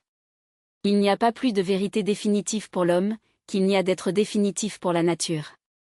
Une vérité, comme un organisme vivant, n'est explicable que par la connaissance de ses états antérieurs. Les êtres et les choses se modifient sans cesse. Aux réalités qui s'écoulent correspondent des vérités suivant la même marche. Une vérité est une étape provisoire sur une route qui n'a pas de fin. Il y a des vérités absolues dans le temps mais non dans l'éternité. Les siècles finissent par transformer en erreur la plupart de nos vérités. Les vérités changent d'aspect suivant les mentalités qui les reçoivent. Présentée sous forme mathématique, l'erreur acquiert un grand prestige. Le sceptique le plus endurci attribue volontiers aux équations de mystérieuses vertus. Beaucoup d'hommes se passent facilement de vérité, aucun n'est assez fort pour se passer d'illusion. Une illusion tenue pour vraie agit comme une réalité. Perdre une illusion n'est pas toujours acquérir une certitude. C'est en poursuivant des illusions que l'homme a souvent réalisé des progrès qu'il ne cherchait pas. En devenant collective, une illusion individuelle acquiert la force d'une vérité. L'erreur a peut-être rendu plus de service au monde que la vérité. 8. La légende est l'histoire. L'histoire se déroule en dehors de la raison et souvent même contre toute raison. Beaucoup d'événements restent incompris tant qu'on leur suppose des causes rationnelles. Un historien n'a pas à s'occuper de la qualité rationnelle des croyances, mais seulement du degré de domination qu'elles ont exercé sur les âmes. La vie mentale de chaque génération dérivant des générations précédentes, la trame de l'histoire future est en partie tissée par le présent. La légende est généralement plus vraie que l'histoire. La première traduit les sentiments réels des peuples. La seconde raconte des événements déformés par la mentalité de leur narrateur. Il n'est possible d'écrire l'histoire que si, n'étant attaché à aucun parti, on se trouve dégagé des passions qui sont l'âme des partis. Les conflits psychologiques mènent l'histoire. Les grands bouleversements dérivent beaucoup plus des luttes de croyances que des oppositions d'intérêts. L'histoire fut presque toujours dominée par le mystique et l'affectif et rarement par le rationnel. L'irréel a été le vrai moteur du monde. Livre 4. La pensée et l'action. L'action. L'intelligence fait penser. La croyance fait agir. Si l'homme avait commencé par penser au lieu d'agir, le cycle de son histoire serait clos depuis longtemps. Illusoire ou réel, les certitudes sont génératrices d'action. L'homme privé de certitude serait comme un vaisseau sans gouvernail, une machine sans moteur. L'absurde et l'impossible n'ont jamais empêché une croyance suffisamment forte de faire agir. L'action seule révèle la nature de notre intelligence et la valeur de notre caractère. Réfléchir est utile, mais agir sans trop réfléchir est parfois nécessaire. Les grands héroïsmes sont généralement dus à des hommes ayant peu réfléchi. Les pensées, comme tous les phénomènes de la vie, résultent d'équilibres instables, sans cesse en voie de transformation. Les livres font rarement évoluer les idées générales. Ils se bornent le plus souvent à enregistrer leur transformation. Nos actes portent en eux un cortège de conséquences nécessaires. Nous nommons fatalité l'enchaînement logique de ces conséquences. Savoir ce qu'on doit faire, n'est pas du tout savoir ce qu'on fera. De l'illusion démocratique, la démocratie, qui se croit d'origine rationnelle, tire en réalité sa force d'éléments affectifs et mystiques indépendants de la raison. Le mot démocratie correspond, dans les classes populaires et chez les lettrés, à des idées fort différentes. Dominée par le besoin d'égalité, la démocratie populaire repousse la fraternité entre classes et ne manifeste aucun souci de la liberté. La démocratie des intellectuels est au contraire avide de liberté et très peu d'égalité. Le vrai démocrate est un être collectif, n'ayant d'autre individualité que celle de son groupe. Contrairement aux idées démocratiques, la psychologie enseigne que l'entité collective, nommée peuple, est très inférieure à l'homme isolé. Les empiètements successifs de la classe ouvrière rappellent ceux de la noblesse et du clergé, contre lesquels les anciens rois eurent tant de peine à lutter. La haine du despotisme et l'amour de la liberté furent toujours proclamés chez des peuples supportant fort bien le despotisme et très mal la liberté. Les principes démocratiques font partie de ces idées, volontiers imposées aux autres, mais rarement acceptées pour soi. Plus les lois proclament l'égalité, plus se développe le besoin des signes extérieurs d'inégalité. Le démocratique besoin de paraître est le plus coûteux et le moins profitable des besoins. La soif d'égalité n'est souvent qu'une forme avouable du désir d'avoir des inférieurs et pas de supérieurs. La notion artificielle d'égalité a fait naître la haine de toutes les supériorités qui constituent la grandeur d'un pays. Les démocraties arriveront à remplacer les guerres intermittentes entre peuples, par des luttes continues entre classes. La nature ne connaît pas l'égalité. Elle n'a réalisé ses progrès que par des inégalités croissantes. Loin de tendre à l'égalisation des hommes, la civilisation les différencie chaque jour davantage. En lui attribuant des pouvoirs imaginaires, la démocratie a fini par faire de la science un faux dieu. 3. L'illusion socialiste. Le socialisme, forme ultime du principe d'égalité, est un état mental bien plus qu'une doctrine. Démocratie et socialisme sont, malgré les apparences, séparés par de profonds abîmes. Le socialisme qui prêche le nivellement des conditions, est en opposition évidente avec la démocratie des intellectuels, qui prétend faire triompher les plus capables. L'imprécision des doctrines socialistes est un élément de leur succès.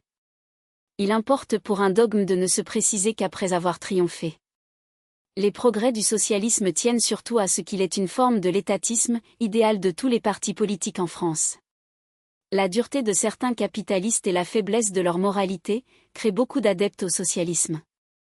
Quand l'État prétend trop protéger les citoyens, ils perdent l'habitude de se protéger eux-mêmes et par conséquent toute initiative. Les croyances n'impliquant pas de désillusion, placent leur paradis dans des régions inaccessibles. La faiblesse du socialisme est de situer le sien ici-bas. Le bonheur mesquin, l'égalité dans la servitude, que promet le socialisme, n'est pas un idéal assez fort pour passionner longtemps les peuples. Par le seul fait de leur progrès, les civilisations modernes créent une masse croissante d'inadaptés toujours prêts à lutter contre elles. Ils forment la majorité des socialistes. La richesse, édifiée jadis sur l'immobilisation du capital, dépend aujourd'hui de la rapidité de sa circulation, et par conséquent de l'intelligence qui le manie. Le socialisme serait un asservissement universel. Le syndicalisme serait aussi un asservissement, mais, limité aux intérêts de chaque groupement professionnel, il permettrait à l'individu de se défendre contre le despotisme de l'État. La plupart des progrès de l'esprit humain sont dus à certains facteurs, initiatives individuelles, risques, concurrence, etc., que le socialisme voudrait détruire. Substituer l'initiative et la responsabilité collective, à l'initiative et à la responsabilité individuelle, c'est faire descendre l'homme très bas sur l'échelle des valeurs humaines. Certains groupements sociaux représentent une absorption de l'âme individuelle dans l'âme collective, et par conséquent un retour à des phases inférieures d'évolution. C'est en s'évadant de l'égalité des premiers âges, à laquelle le socialisme veut nous ramener, que l'homme put s'élever de la sauvagerie à la civilisation. 4. Le pacifisme tait la guerre, vivre c'est lutter. La lutte est une loi universelle. Des êtres non combatifs n'auraient réalisé aucun progrès. Si la nature n'avait pas été impitoyable pour les faibles, le monde serait peuplé de monstres, et aucune civilisation n'aurait pu éclore.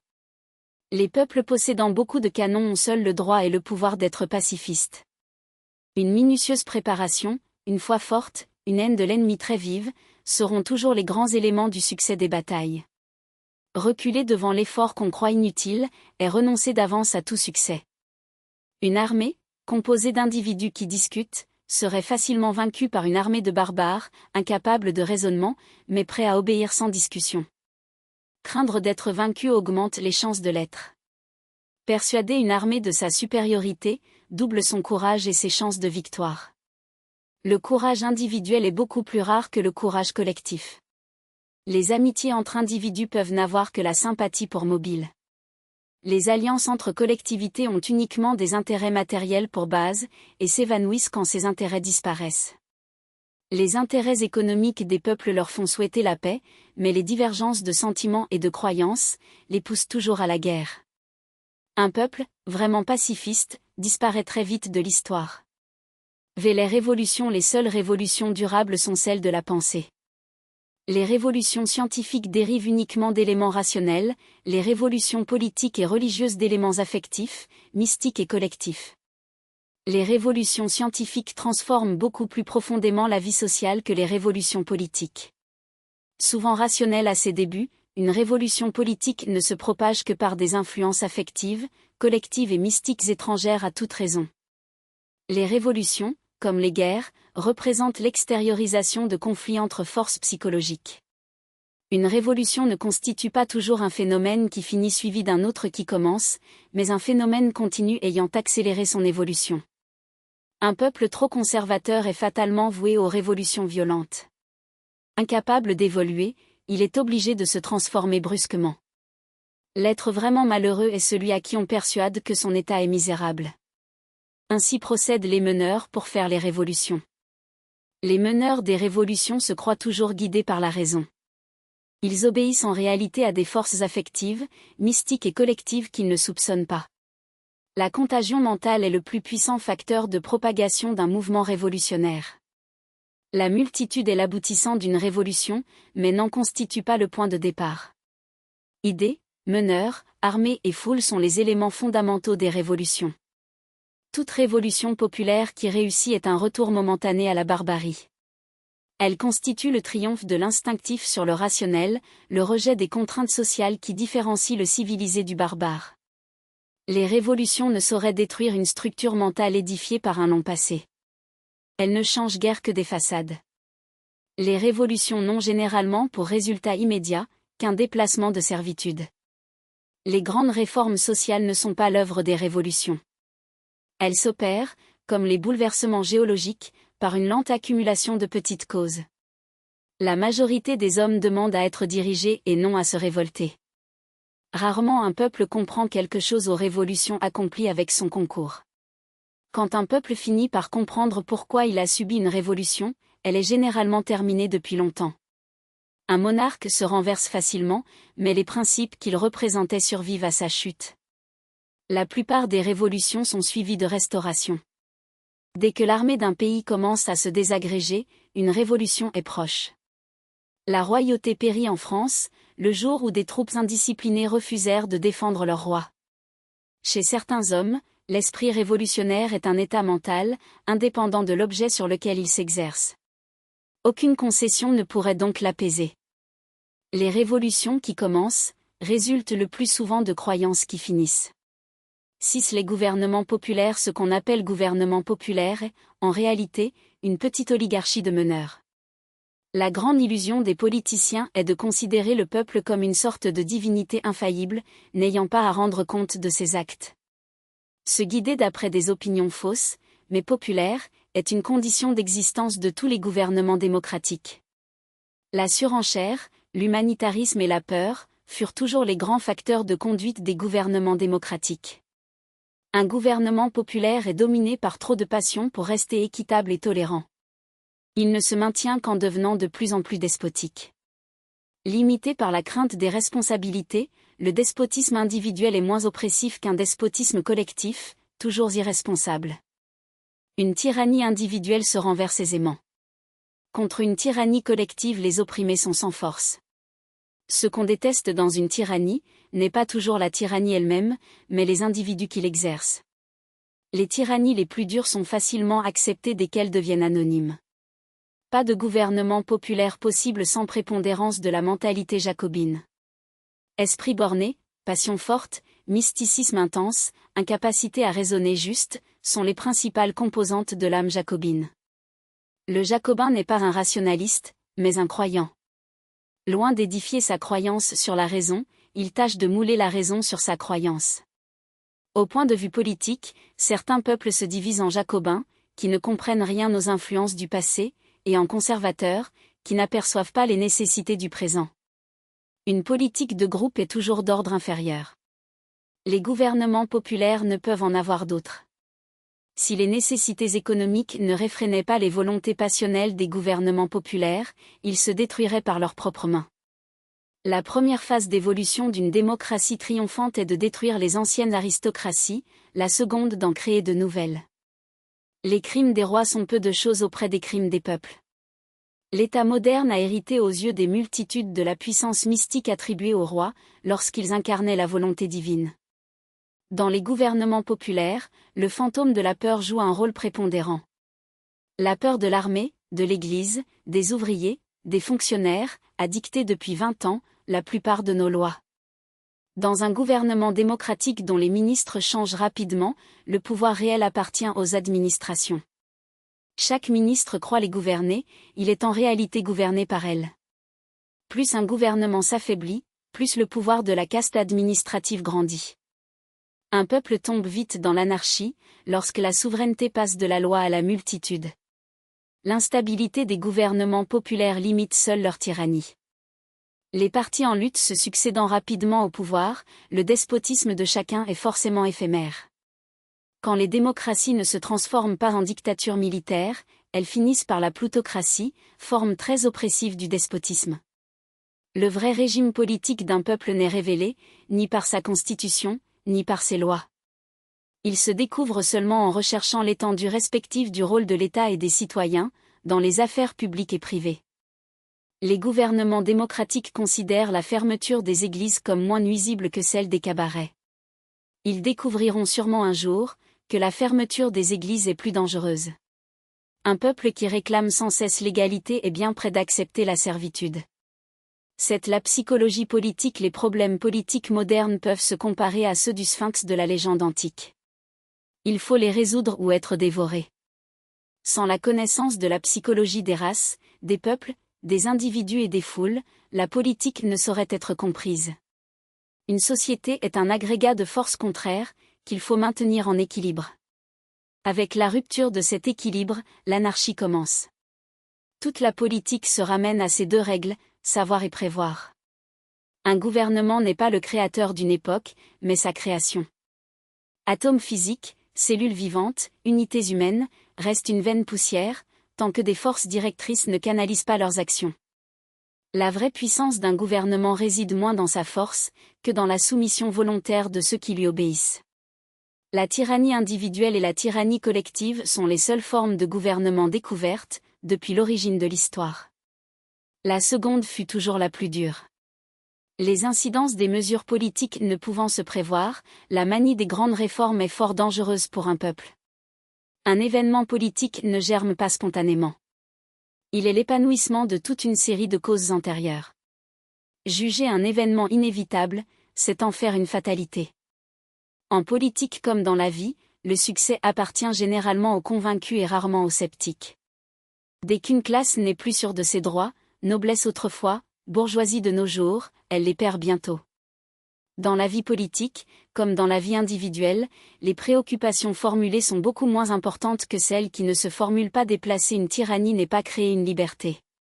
Le danger de l'autocratie ne réside pas dans l'autocrate, mais dans les milliers d'individus se partageant son pouvoir et l'exerçant chacun comme un petit despote. La confusion des pouvoirs suit toujours la confusion des esprits. De même que les croyances religieuses, les idées politiques ne doivent pas être jugées d'après leurs valeurs rationnelles, mais d'après l'action qu'elles exercent. Beaucoup d'erreurs politiques dérivent d'idées théoriquement rationnelles. En politique, il est moins dangereux de manquer d'idées directrices que d'en avoir de fausses. Les gouvernements périssent beaucoup plus par leurs fautes, que par les attaques de leurs ennemis. Le despotisme des vivants serait parfois sans limite, s'il n'était contenu par le despotisme des morts. Huillard gouverner il n'y a pas de société possible sans principe d'autorité, de même qu'il n'y a pas de fleuve sans rive pour l'endiguer. Le plus sûr moyen de détruire le principe d'autorité est de parler à chacun de ses droits et jamais de ses devoirs. Tous les hommes sont prêts à exercer les premiers, très peu se préoccupent des seconds. On ne gouverne pas un peuple en tenant compte seulement de ses besoins matériels, mais aussi de ses rêves. Les puissances morales ne se combattent ni avec des lois, ni avec des armées. Pour manier les hommes, il ne faut pas oublier que leurs moi affectifs et leurs moi intellectuels n'ont pas d'évolution parallèle et ne s'influencent guère. Utiliser les impulsions affectives et mystiques des peuples comme moyen d'action en tâchant de leur donner une orientation rationnelle est un des secrets de l'art de gouverner. Une idée nouvelle a besoin d'appui pour se faire accepter. Devenue forte, elle sert d'appui. On ne doit jamais partager les passions des hommes qu'on dirige, mais il faut les connaître. Impossible de gouverner un peuple si l'on oublie que des croyances, jugées absurdes par la raison, sont parfois plus puissantes que des vérités démontrées. Il est fort dangereux d'avoir la foi pour ennemi. Un gouvernement qui persécute une croyance religieuse s'expose à périr par cette croyance. En ne se plaçant même qu'au point de vue de l'utilité pure, un gouvernement doit éviter les persécutions. Elles sont toujours plus utiles aux doctrines persécutées qu'à leurs persécuteurs. Le rôle du savant est de détruire les chimères, celui de l'homme d'État de s'en servir. Quand un gouvernement demande à suivre l'opinion au lieu de l'orienter, il cesse d'être le maître. Un pouvoir discuté n'est bientôt plus un pouvoir respecté. Une responsabilité morcelée devient vite de l'irresponsabilité. Gouverner exclusivement au profit d'une classe, c'est accroître indéfiniment les exigences de cette classe, et se condamner à l'avoir bientôt pour ennemi. Un des éléments de l'art de gouverner consiste à conquérir les meneurs des majorités, ou à leur en opposer d'autres. Les meneurs ne se combattent qu'avec des meneurs. On peut désagréger facilement l'âme transitoire d'une foule, on demeure impuissant contre l'âme permanente d'une race. Temporiser pour avoir le temps de se préparer, comme le conseillait Machiavel, est très sage. Temporiser, pour laisser au hasard le soin d'arranger les événements, est fort dangereux. Le mécontentement fut toujours générateur d'efforts, l'homme trop content de son sort ne poursuit aucun progrès. Un gouvernement doit élever des barrières morales avant qu'elles soient indispensables. Au moment où elles le deviennent, il est trop tard pour les construire. Dès qu'on entrevoit la nécessité de céder, il ne faut pas attendre le moment où il sera impossible de ne pas céder. L'humanitarisme et la peur font partie des facteurs de dissociation des peuples. Ces sentiments sont sans excuse pour qui prétend gouverner.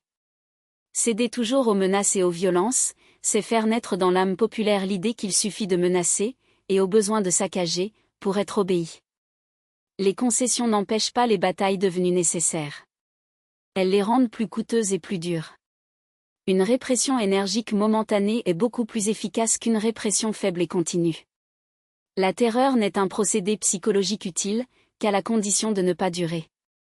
Un gouvernement qui pactise sans cesse avec l'émeute périt par l'émeute. Quand on ne peut pas gouverner un peuple avec des idées vraies, il faut se résigner à le gouverner avec des idées tenues pour vraies. Les grands courants sociaux ne se remontent pas. La sagesse consiste à les dévier lentement. L'homme supérieur sait utiliser la fatalité, comme le marin utilise le vent, quelle que soit sa direction. Chaque événement visible a derrière lui des forces invisibles qui le déterminent. Qui ne sait les découvrir ignore l'art de gouverner. Une politique, ne tenant compte que de l'heure présente, est toujours d'ordre inférieur.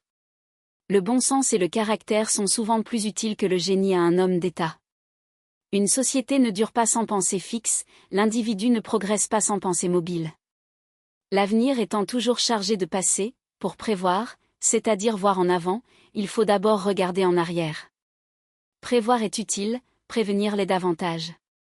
Prévoir élimine les surprises de l'avenir. Prévenir empêche leur action. Un homme d'État sans prévoyance est un créateur de fatalités désastreuses. Table des matières page préface un livre premier la veille affectivi. Le caractère et la personnalité 3-2. L'affectif et le rationnel 11-3. Le plaisir et la douleur 15-4. La psychologie féminine 19 vers. Les opinions 25-6. Les mots et les formules 29-7. La persuasion 33 livres de la veille collectivi.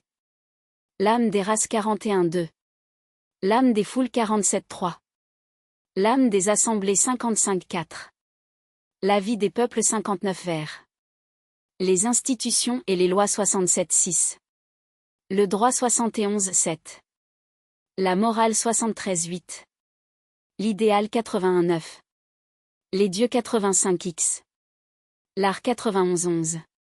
Les rites et les symboles 95 livre 3 la veille rationali. La croyance et la connaissance 101-2. L'instruction et l'éducation 109-3. Les élites 117-4. Les conceptions philosophiques 121 vers. Les principes scientifiques 125-6. La matière 129-7. La vérité et l'erreur 133-8. La légende et l'histoire 139 livre 4 la pensée et l'action I. L'action 145-2. Les illusions démocratiques 149-3. Les illusions socialistes 155-4. Le pacifisme et la guerre 161 vers. Les révolutions 165-6. Les gouvernements populaires 171-7. La psychologie politique 179-8. L'art de gouverner 185. Astérisque astérisque astérisque End of the Project Gutenberg e-book aphorisme du temps présent astérisque astérisque astérisque updated edition will replace the preview one, the whole edition will be renamed. Creating the works from print edition not protected by US copyright law means that no one owns a United States copyright in these works, so the foundation, and you, can copy and distribute it in the United States without permission and without paying copyright royalties. Special rule, set forth in the general term of use par of this license, apply to copying and distributing Project Gutenberg symbol mark commercial electronic works to protect the Project Gutenberg symbol mark commercial concept and trademark. Project Gutenberg is a registered trademark, and may not be used if you charge for an ebook, except by following the term of the trademark license, including paying royalties for use of the Project Gutenberg trademark.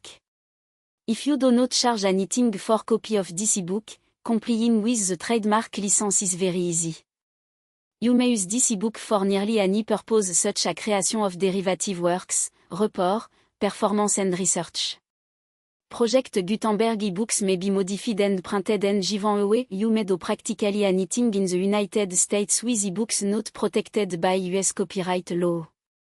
Redistribution is subject to the trademark license, especially commercial redistribution.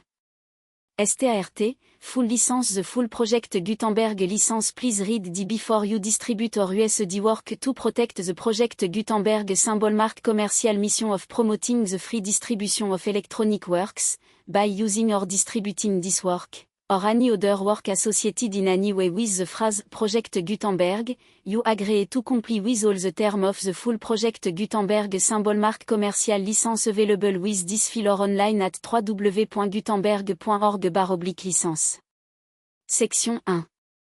General term of use and redistributing Project Gutenberg symbol mark commercial electronic works 1.a by reading or using any part of this Project Gutenberg symbol mark commercial electronic work, you indicate that you have read, understand, agree to and accept all the terms of this license and intellectual property, trademark copyright, agreement.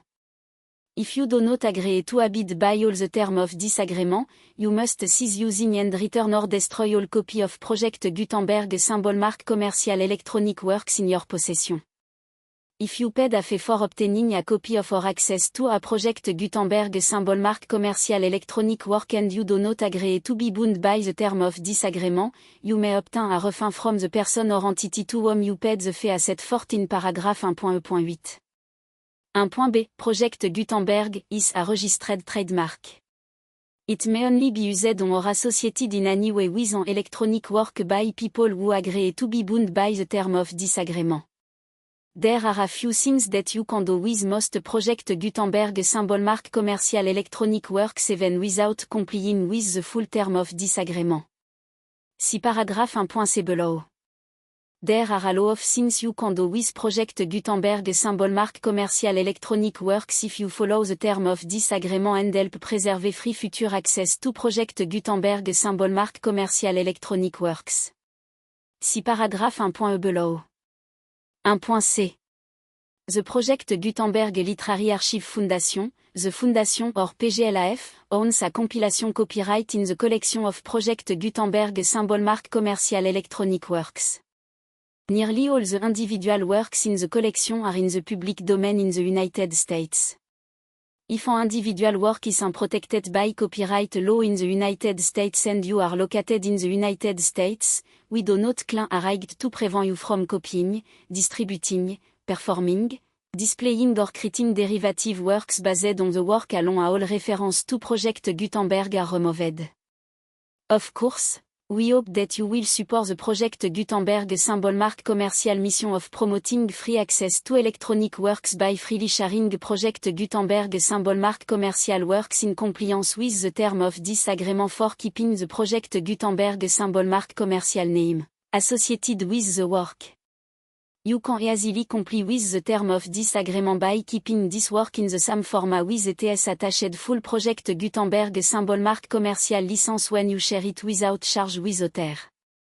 1.d. The copyright laws of the place where you are located also govern what you can do with this work. Copyright laws in most countries are in a constant state of change. If you are outside the United States, check the laws of your country in addition to the term of disagreement before downloading, copying, displaying, performing, distributing or creating derivative works based on this work or any other Project Gutenberg symbol mark commercial work. The Foundation make no representation concerning the copyright status of any work in any country other than the United States. 1.e. You have removed all reference to Project Gutenberg. 1.e.1. The following sentence, with active links to, or other immediate access to, the full Project Gutenberg symbol mark commercial license must appear prominent whenever any copy of a Project Gutenberg symbol mark commercial work, any work on which the phrase Project Gutenberg appear, or with which the phrase Project Gutenberg is associated, is accessed, displayed, performed, viewed, copied or distributed. This ebook is for the use of anyone anywhere in the United States and most other parts of the world at no cost and with almost no restriction whatsoever. You may copy it, give it away or reuse it under the term of the Project Gutenberg license included with this ebook or online at www.gutenberg.org. If you are not located in the United States, you will have to check the laws of the country where you are located before using this ebook. 1.e.2. If an individual Project Gutenberg symbol mark commercial electronic work is derived from text not protected by US copyright law, does not contain a notice indicating that it is posted with permission of the copyright holder, the work can be copied and distributed to anyone in the United States without paying any fee or charge. If you are redistributing or providing access to a work with the phrase Project Gutenberg associated with or appearing on the work, you must comply either with the requirement of paragraph 1.e.1 through 1.e.7 or obtain permission for the use of the work and the Project Gutenberg symbol mark commercial trademark as set forth in paragraph 1.e.8 or 1.e.9. 1.e.3. If an individual Project Gutenberg symbol mark commercial electronic work is posted with the permission of the copyright holder, your use and distribution must comply with both paragraph 1.e.1 through 1.e.7 and any additional term imposed by the copyright holder. Additional term will be linked to the Project Gutenberg symbol mark commercial license for all works posted with the permission of the copyright holder found at the beginning of this work. 1.e.4. Do not unlink or detach or remove the full Project Gutenberg symbol mark commercial license term from this work, or any file containing a part of this work or any other work associated with Project Gutenberg symbol mark commercial. 1.e.5.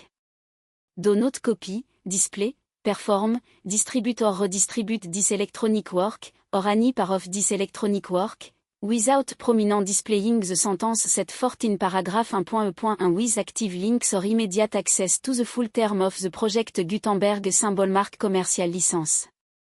1.e.6 You may convert to and distribute this work in any binary, compressed, marked up, non-proprietary or proprietary form, including any word processing or hypertext form.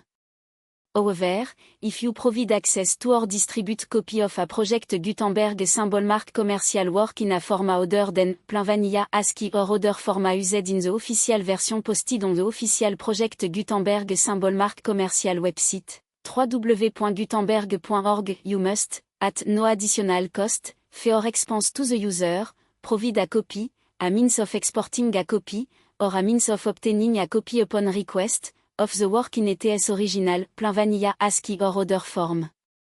Any alternate format must include the full project Gutenberg symbol mark commercial license as specifié in paragraph 1.e.1.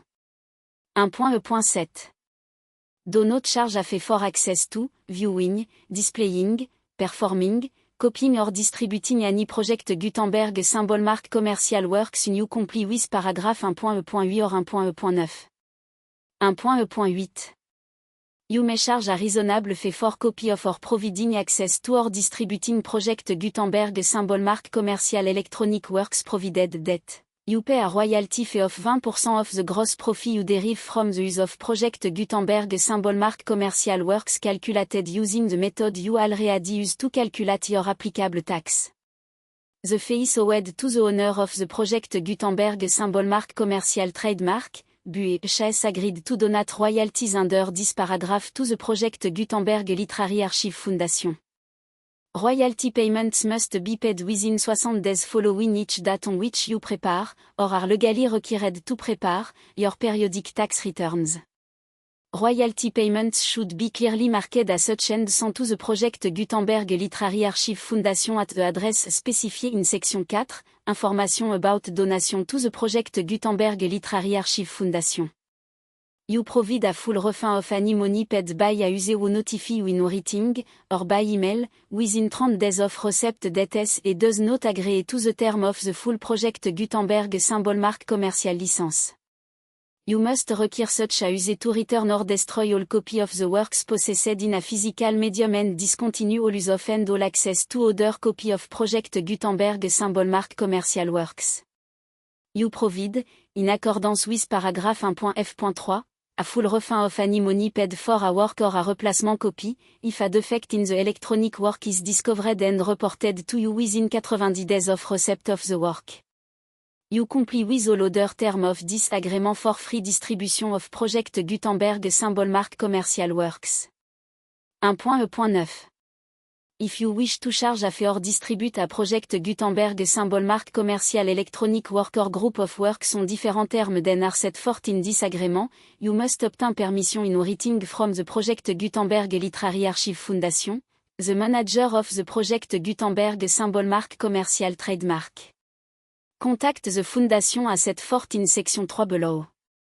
1.f, 1.f.1 Project Gutenberg volonté and employé expend considerable effort to identify, do copyright research on, transcribe and proofread works not protected by US copyright law in creating the project Gutenberg symbol mark commercial collection.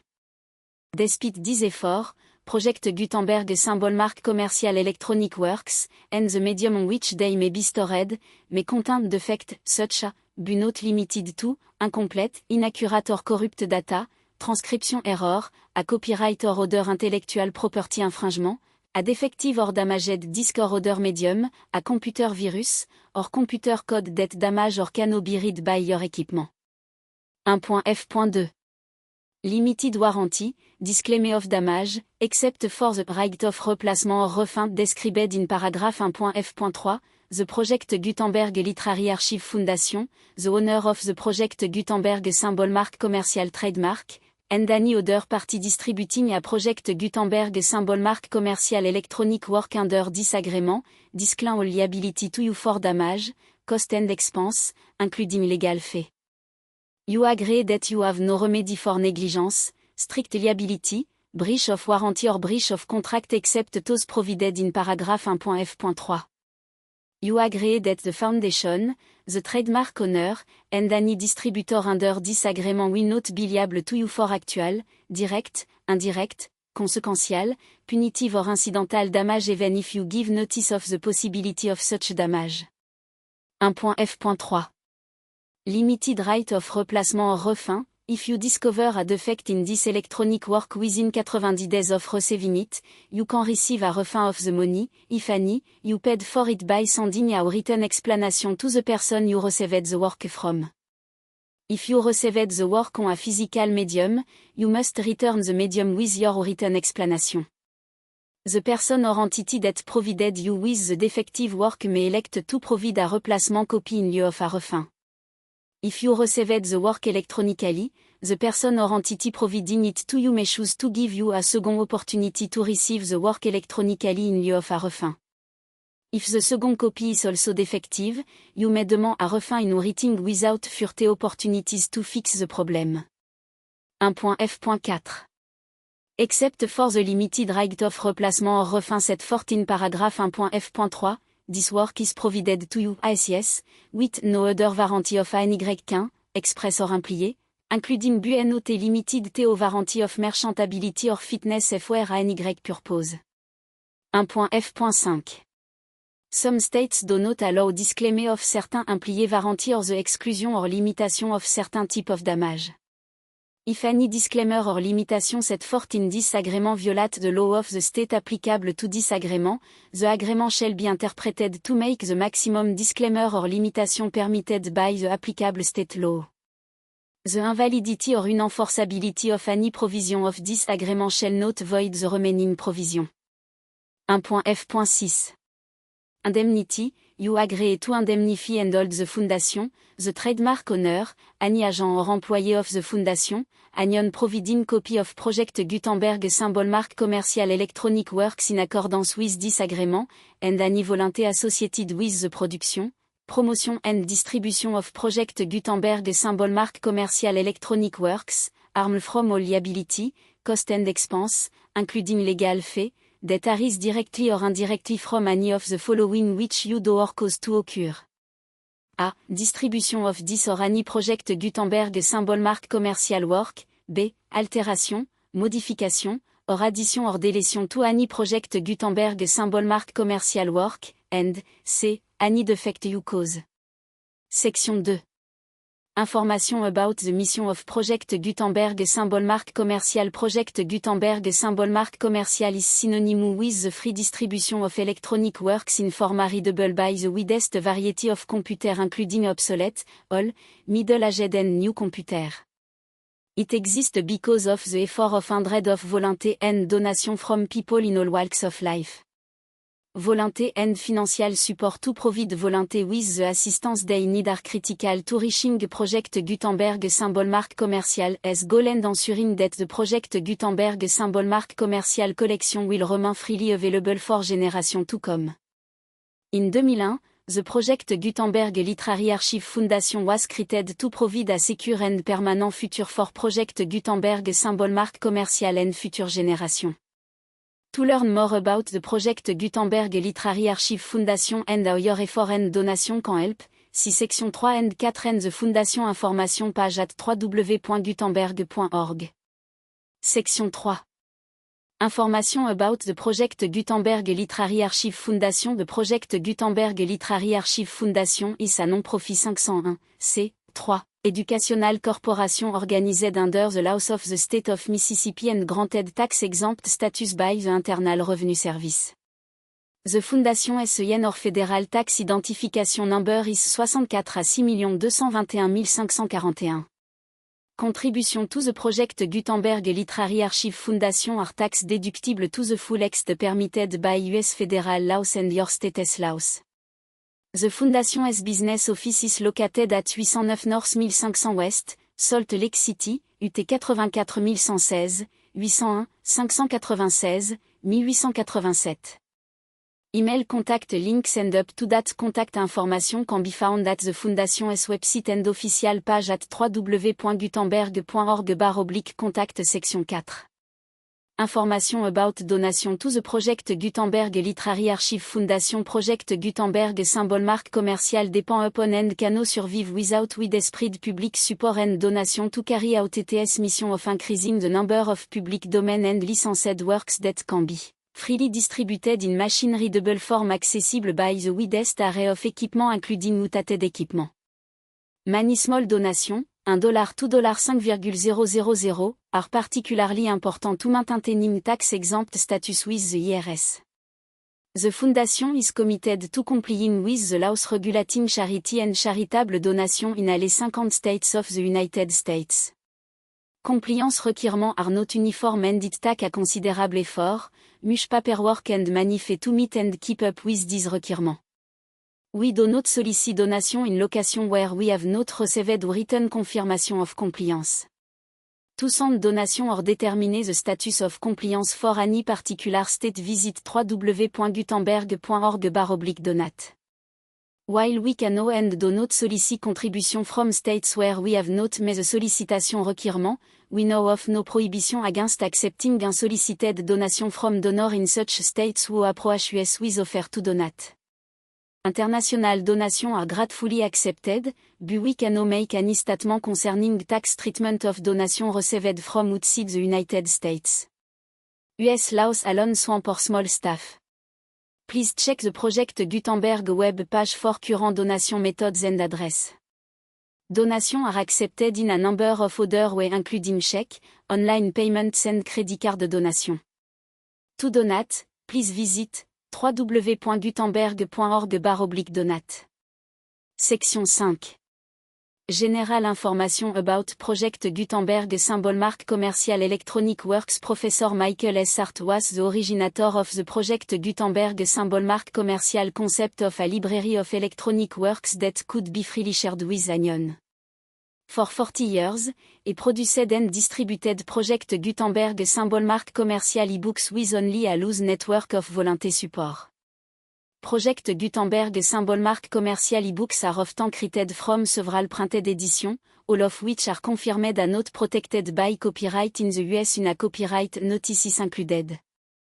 2. We do not necessarily keep ebooks in compliance with any particular paper edition. Most people start at our website which has the main page search facility, www.gutenberg.org.